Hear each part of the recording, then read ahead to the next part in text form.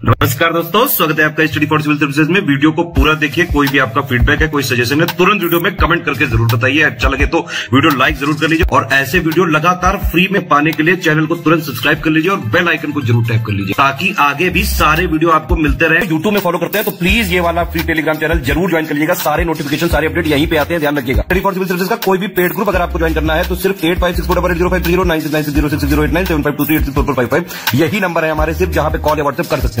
Instagram पे हमारा page जरूर फॉलो कर लीजिएगा, studyforcivil.services है।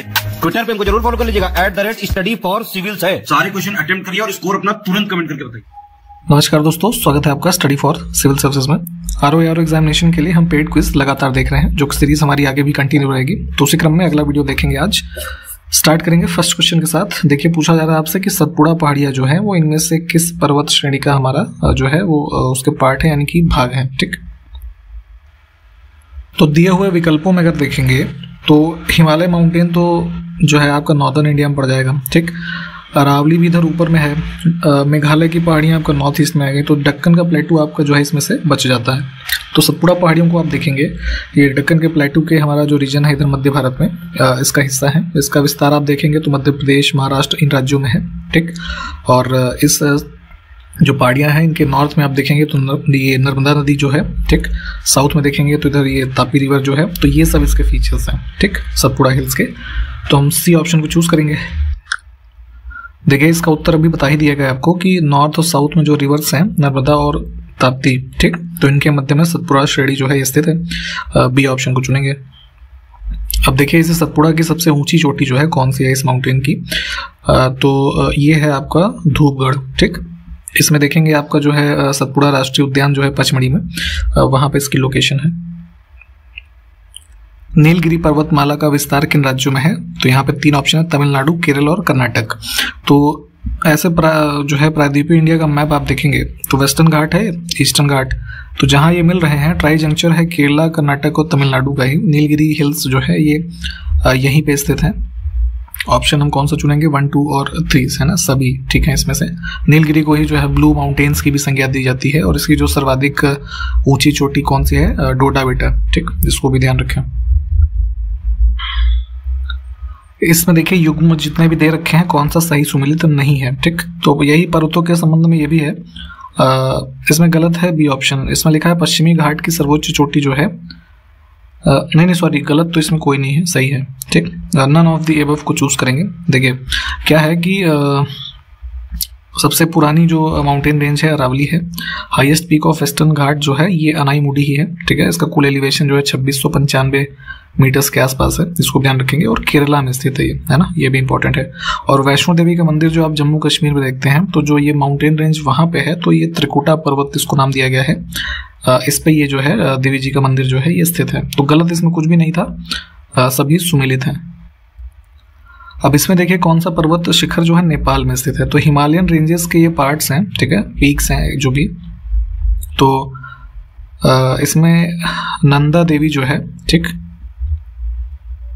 और एक सेकंड, इसको ऑड कर देंगे हम, तो 4 काट दीजिए जहां भी है। ठीक है, तो माउंट एवरेस्ट, धौलागिरी, अन्नपूर्णा और मकालू, ठीक है, ये सारी जितनी भी रेंजेस हैं हिमालय की, ये सब जो नेपाल देश है उसमें स्थित है। नंदा देवी उत्तराखंड में है। तो यहाँ पे हमारा डी ऑप्शन करेक्ट होगा, 1, 2, 3 एंड 5। देखिए ग्रेविटेशनल फोर्सेस के बारे में, है ना, पढ़ा होगा आपने, तो उसके संबंध में देखते हैं कि कौन सा स्टेटमेंट हमारा गलत है।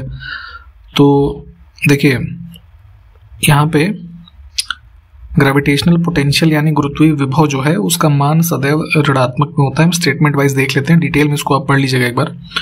ये नेगेटिव होता है, बिल्कुल ठीक है।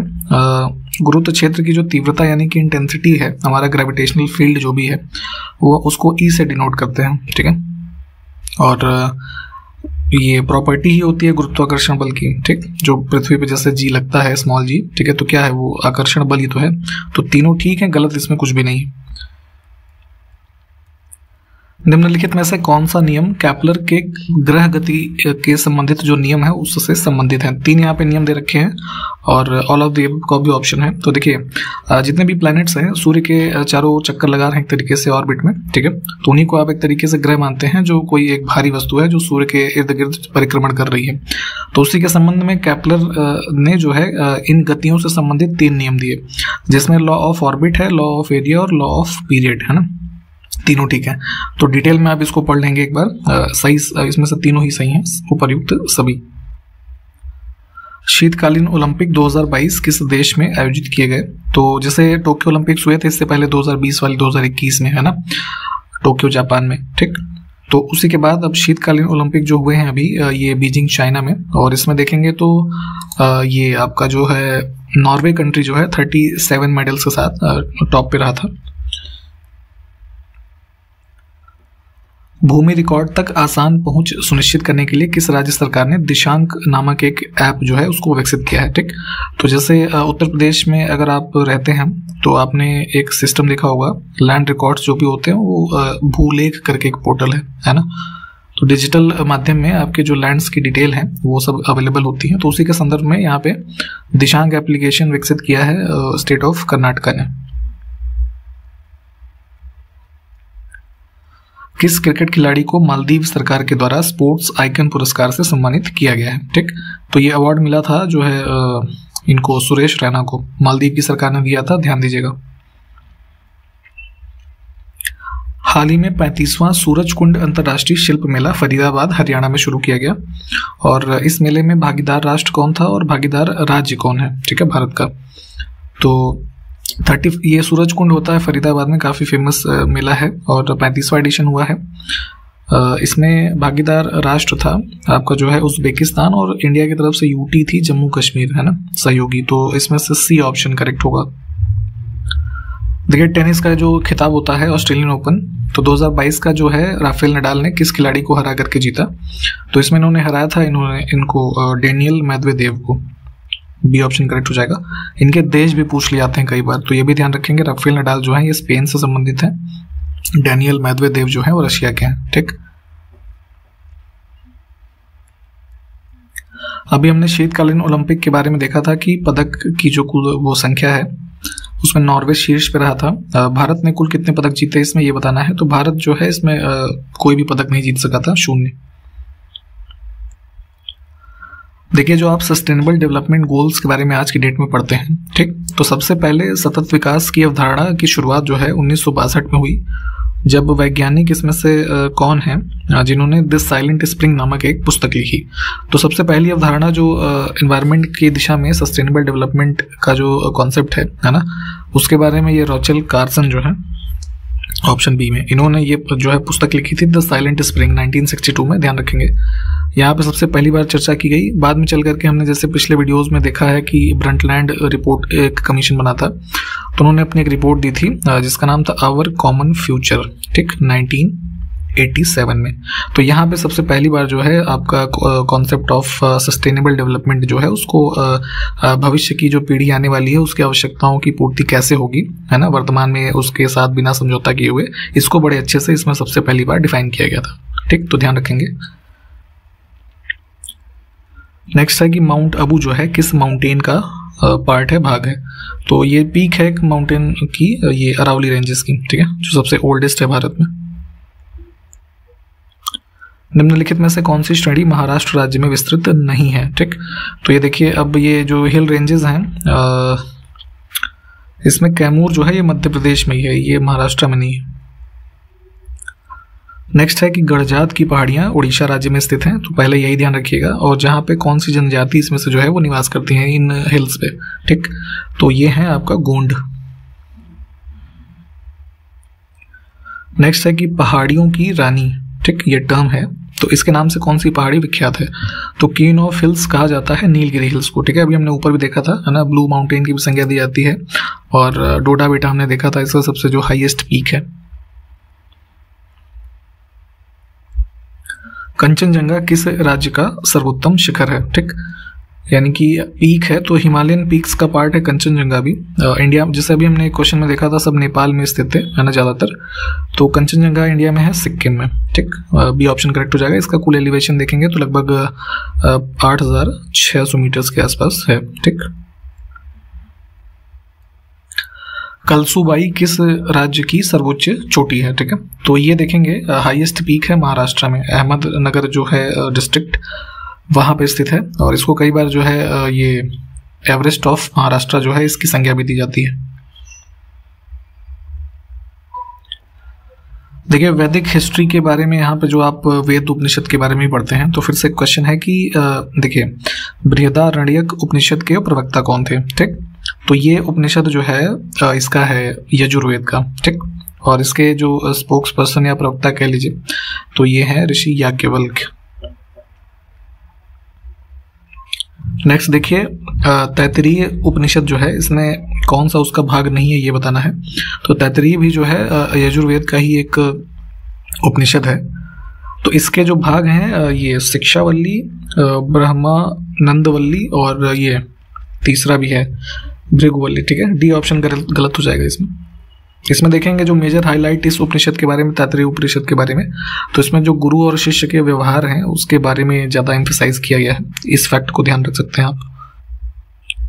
अब देखिए, निम्नलिखित में से किस उपनिषद में यम और नचिकेता का संवाद वर्णित है? ठीक, ये काफ़ी पॉपुलर है स्टेटमेंट, कई बार वैसे भी पूछा गया शायद। तो ये भी यजुर्वेद का ही उपनिषद है, कठोपनिषद है ना, इसमें वर्णित है। निम्न में से किस उपनिषद को सबसे प्राचीन उपनिषद माना जाता है? ठीक, तो उपनिषदों में देखेंगे तो छांदोग्य उपनिषद जो है डी ऑप्शन में, ये सामवेद का जो है उपनिषद है, इसको सबसे प्राचीनतम माना जाता है। और एक दो फैक्ट की अगर हम बात करें तो जैसे अहिंसा का उल्लेख जो है इसी में मिलता है, छांदोग्य उपनिषद में आपको सर्वप्रथम, है ना। और जो वैवाहिक गीत हैं उसका उल्लेख मिलेगा, सबसे प्राचीनतम उल्लेख यही उपनिषद है जो इसका उल्लेख करता है। ओम का विवरण दिया गया था इसमें, सूर्य के जो कह लीजिए बारे में इंफॉर्मेशन है वो इसमें मिलती है। तो उन सबसे रिलेटेड है, ध्यान रखेंगे ऑप्शन डी।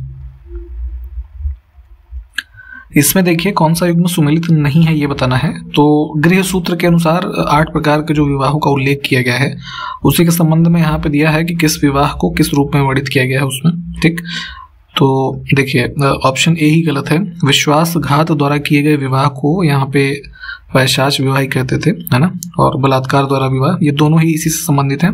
असुर विवाह की अगर हम बात करें तो कन्या को अगर खरीद करके विवाह किया जाता था तो उसको असुर विवाह कहते थे। ठीक, बाकी ब्रह्म विवाह जो ठीक है, गंधर्व ठीक है, इसके अलावा भी और प्रकार के 4 विवाह होते थे। निम्नलिखित में से संविधान सभा से संबंधित समितियां और उनके अध्यक्षों का कौन सा युग्म सही सुमेलित नहीं है? ठीक, तो संविधान सभा जब बनी, ठीक है, तो उसके बाद संविधान के निर्माण से संबंधित जो अलग तरीके के काम थे छोटे बड़े, तो उनके लिए अलग अलग कमेटीज बनाई गई। ठीक है, तो इसमें से 8 बड़ी कमेटी थी, बाकी सब छोटी छोटी थी। ठीक, तो अब उसी क्रम में यहाँ पे हम देख लेते हैं 4 ऑप्शन पहले देख लीजिए आप। तो गलत वाला हमको चूंकि चूज करना है तो यहाँ पे सी ऑप्शन हमारा गलत हो जाएगा। लिखा है अल्पसंख्यक मामलों की जो उप समिति थी उसके बारे में लिखा है ये जेबी कृपलानी, है ना, यही गलत हो जाएगा क्योंकि अल्पसंख्यक उप समिति जो थी इसके अध्यक्ष थे ये HC मुखर्जी। ठीक, ओवरऑल देखेंगे तो एक बड़ी कमेटी थी हमारी, इसमें मौलिक अधिकार, अल्पसंख्यक मामले और जनजाति जो लोग थे उनकी एक एडवाइजरी कमेटी थी जिसके ओवरऑल अध्यक्ष थे सरदार पटेल। तो उसके अंतर्गत 5 सब कमेटीज थी, तो उसमें से एक थी अल्पसंख्यक उप समिति। ठीक, जेबी कृपलानी की बात करें तो ये जो फंडामेंटल राइट्स पे सब कमेटी थी उसके अध्यक्ष थे। ठीक है ना, तो इन सभी चीज़ों को ध्यान रखें। बाकी के विकल्प ठीक है, इनको पढ़ के देख लीजिए। अब देखिए सबसे मुख्य समिति थी प्रारूप समिति, ठीक है, जिसने संविधान के निर्माण का मुख्य कार्य किया। तो इसके अध्यक्ष थे डॉक्टर भीमराव अम्बेडकर और इसका जो गठन हुआ था, डेट कई बार आ जाती है 29 अगस्त 1947। ठीक है, तो कुल इसमें 7 लोग थे। तो अब 7 में देखेंगे तो गलत वाला हम देख लेते हैं, पट्टाभी सीतारमैया जो है ये नहीं थे। ठीक है, इसको हम चुनेंगे। 3 यहाँ लिखे हुए हैं, बाकी 3 लोग के और नाम बताइए तो जरा कमेंट करके। देखिए 3 प्रकार की सूचियों के बारे में आप पढ़ते हैं, है ना, जो है संघ सूची, राज्य सूची और जो समवर्ती सूची है। ठीक, तो उसी में विषयों की अलग अलग सूची है। तो रेलवे का जो सब्जेक्ट है ये आपका संघ सूची है ना, यूनियन लिस्ट का पार्ट है।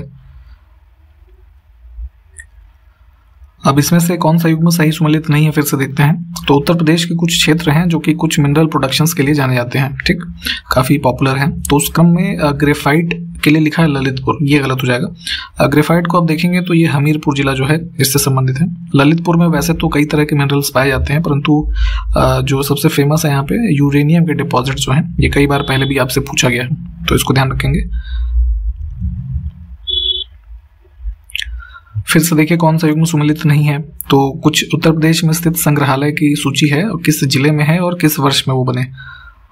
तो शुरू के दो ठीक हैं। राजकीय स्वतंत्रता संग्राम संग्रहालय जो कि मेरठ में स्थित है तो मेरठ में, ये 1985 में नहीं, ये 1997 में इसको स्टैब्लिश किया गया था। ये वाला गलत हो जाएगा। बाकी के दो ठीक हैं, इनको पढ़ के देख लीजिए आप। ऊपर अभी हमने ग्रेफाइट के बारे में देखा था, अब यहाँ पे पूछा जा रहा है कि उत्तर प्रदेश के किस जिले में ग्रेनाइट पाया जाता है, ठीक। तो बांदा, ललितपुर, महोबा, झांसी, ठीक, ये सभी जिलों में मिलेगा आपको। एक और मिनरल पायरोफिलाइट है ना, ये किस जिले में पाया जाता है उत्तर प्रदेश के, तो महोबा, ललितपुर, हमीरपुर, झांसी, ये भी जो है चारों से संबंधित है। इसमें देखिए कौन सा युग्म सही सुमेलित है ये बताना है, करेक्टली मैच वाला बताना है। फिर से कुछ मिनरल्स की लिस्ट है, कौन सा सही सुमेलित है ये देखना है। तो जैसे सोना है, गोल्ड होना चाहिए यहाँ पे। तो इसके कुछ जो कह लीजिए स्थल मिलेंगे आपको, ललितपुर है ना, इधर सोनभद्र जो है ना, इनमें मिलेगा, ठीक है। बेराइट सोनभद्र में है, ये भी ठीक है। मिर्जापुर, सोनभद्र, ये सब में। यूरेनियम अभी बताया आपको कि ललितपुर में जो है ये इसकी जो है फाइंडिंग्स मिलती हैं, तो तीनों ही ठीक है, उपयुक्त सभी। फिर से सुमेलित नहीं वाला है चुनना है, तो ये वही संविधान सभा की हमारी कमिटीज हैं और उसके अध्यक्ष कौन थे ये लिखे हुए हैं। तो इसमें संचालन समिति गलत है, इसमें देखिए इसके अध्यक्ष थे कौन, डॉक्टर राजेंद्र प्रसाद। बाकी के विकल्प ठीक है, नहीं देख लें आप। अगला है कि उपनिषद किस विषय पर आधारित पुस्तकें हैं। तो ये अभी हमने कई सारे क्वेश्चंस भी देखे। तो देखिए उपनिषद बेसिकली जो फिलॉसफी यानी दर्शन होता है, उन्हीं के बारे में ही इंफॉर्मेशन कलेक्ट की हुई कह लीजिए पुस्तकें हैं। इन्हें वेदांत की भी संज्ञा दी जाती है, तो वेदांत जो टर्म है इसको भी ध्यान रखिए। और कई बार ये पूछा गया है कि उपनिषद शब्द जो है इसका क्या अर्थ होता है, ठीक है। तो अब ये आप ध्यान रखिएगा कि शिष्य के द्वारा ज्ञान की प्राप्ति हेतु गुरु के समीप बैठना, ठीक है। तो ये कलेक्टिवली मीनिंग देता है उपनिषद शब्द की, ठीक।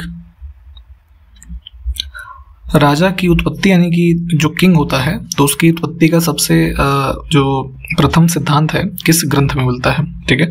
तो ब्राह्मण ग्रंथों के बारे में आप इंफॉर्मेशन पढ़ते होंगे, तो सबसे पहली इंफॉर्मेशन आपको यहीं से मिलती है, ऐतरेय ब्राह्मण से, राजा की उत्पत्ति का सिद्धांत जो है।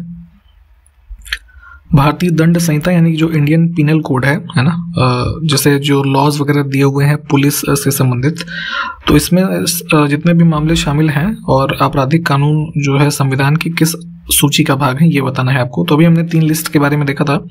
तो आईपीसी जो है आप देखेंगे तो समवर्ती सूची का भाग है, ठीक है। और वहीं पे अगर जैसे पब्लिक ऑर्डर, जेल और पुलिस है ना, इन तीनों सब्जेक्ट्स के बारे में हम देखें तो ये स्टेट के सब्जेक्ट हैं, ठीक है, स्टेट लिस्ट में। तो आईपीसी कहाँ पे है, कॉन्करेंट में।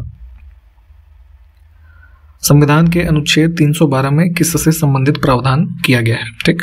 तो काफी इंपॉर्टेंट आर्टिकल है कि ये भी सिविल सर्विसेज की तैयारी आप करते हैं तो आपको पता होना चाहिए कि 312 में ऑल इंडिया सर्विसेज के बारे में प्रावधान किए गए हैं, जिसमें से 3 प्रकार की ऑल इंडिया सर्विसेज होती हैं। कौन कौन सी, IAS, IPS और IFS, Indian forest service. Bharat का पहला virtual smart grid knowledge centre कहाँ पर स्थापित किया गया है। तो ये बेसिकली जो हमारा पावर सेक्टर का डिस्ट्रीब्यूशन है ना, विद्युत का, तो उसी के संबंध में है। तो ये smart grid knowledge centre establish किया गया है मानेसर, हरियाणा में। और इसमें ऑब्जेक्टिव यही है कि जो मतलब फास्टर इनोवेशन हो, उद्यमिता बढ़े, रिसर्च वगैरह ना स्मार्ट ग्रिड टेक्नोलॉजी में, जो भारत में पूरे पावर डिस्ट्रीब्यूशन सेक्टर है उसके संबंध में। तो ये ऑप्शन करेक्ट है। डिटेल में चाहे तो इसको थोड़ा पढ़ लीजिएगा।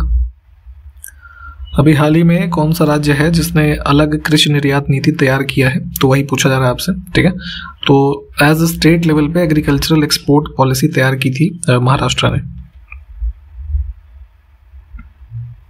अहिंसा विश्व भारती संगठन के द्वारा भारत का पहला वर्ल्ड पीस सेंटर किस शहर में स्थापित किया जाएगा।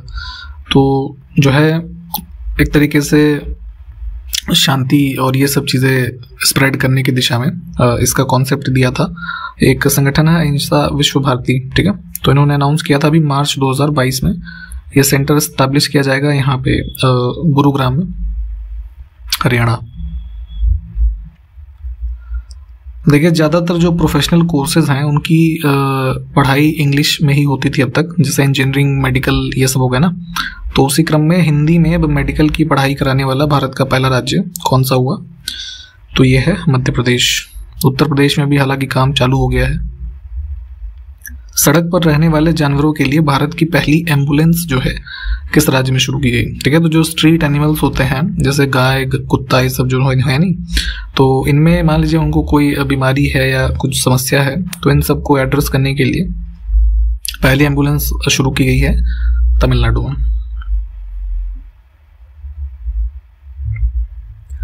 किस राज्य की विधानसभा के सदस्यों को भारत के राष्ट्रपति के द्वारा पहली बार संबोधित किया गया, ठीक। तो आज़ादी का अमृत महोत्सव जो इनिशिएटिव भारत सरकार चला रही थी उसी के अंतर्गत गुजरात लेजिस्लेटिव असेंबली में प्रेसिडेंट ऑफ इंडिया मार्च में थे रामनाथ कोविंद जी, ठीक। तो उन्होंने वहाँ पे जो मेंबर ऑफ लेजिस्लेटिव असेंबली हैं, विधायक, इन सबको एड्रेस किया था और आज़ादी के जो जितने भी मेजर हाईलाइट्स वगैरह थे इन सब के बारे में इंफॉर्मेशन वहाँ पर दी गई थी। तो उसी से संबंधित थी ये न्यूज़, ध्यान रखेंगे। गुजरात जो है ये करेक्ट होगा। भारत की पहली मेडिकल सिटी जिसका नाम है इंद्रायणी मेडी सिटी, इसके नाम से कहाँ पर स्थापित की जाएगी, तो इसको अनाउंस किया गया था कि इसको स्टैब्लिश किया जाएगा महाराष्ट्र में, है ना। ऑप्शन ए करेक्ट हो जाएगा। इन स्पेसिफिक अगर सिटी की बात कर लें तो पुणे में स्टैब्लिश किया जाएगा, इसको ध्यान रखिएगा, ठीक है। तो मेडिकल सिटी है ये फर्स्ट भारत की, इंद्रायणी मेडी सिटी, ठीक। तो यहाँ तक हमने देखा है आज के इस वीडियो में। जो क्वेश्चंस पूछे गए हैं उनको बताइएगा ज़रूर। हम आपसे नेक्स्ट वीडियो में मिलते हैं, तब तक के लिए नमस्कार, जय हिंद।